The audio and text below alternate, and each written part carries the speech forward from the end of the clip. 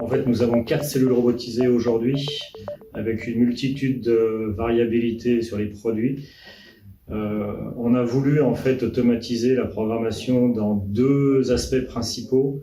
Le premier aspect en mode projet. Aujourd'hui, en fait, historiquement, le technicien projet estimait les accessibilités aux robots et on validait ou pas l'accès sur les premiers protos et pré-séries qu'on fabriquait.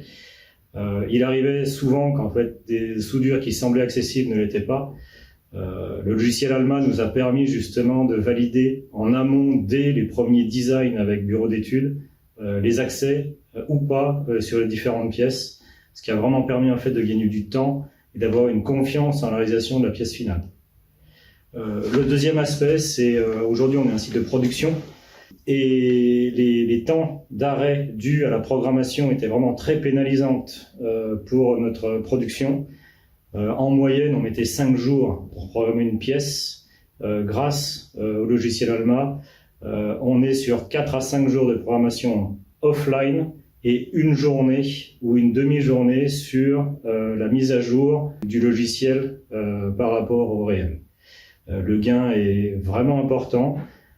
Ça nous permet vraiment d'avoir une sérénité sur les démarrages chéris qu'on a régulièrement chez nous sur les nouveaux produits.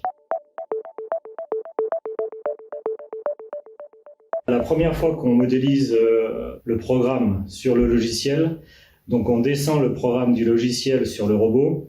Si des modifications sont apportées sur le robot, on peut remonter ces modifications sur le programme pour avoir une mise à jour en fait dynamique du programme, ce qui nous permet en fait, si une pièce est rajoutée sur un élément ou enlevée, de récupérer le programme qui fonctionne, le réinjecter dans le logiciel ALMA pour ensuite faire la modification et le réinjecter sur le robot.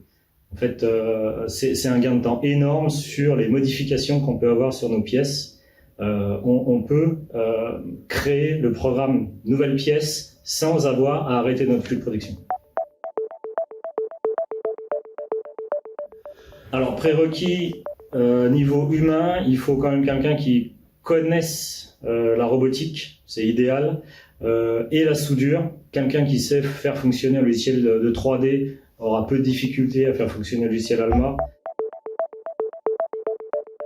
Je prends le logiciel ALMA, je jette la pièce dedans, je lui fais, en plus je peux simuler un tronçon de cordon, un cordon complet, une séquence de cordons, enfin on fait ce qu'on veut quoi. On peut dire aussi, bah tiens, ce cordon j'allais de la gauche vers la droite, premier indus, je me rends compte que c'est pas bon, je lui fais, bah tu changes le sens du cordon, pof, c'est fait. L'utilisation est quand même super conviviale.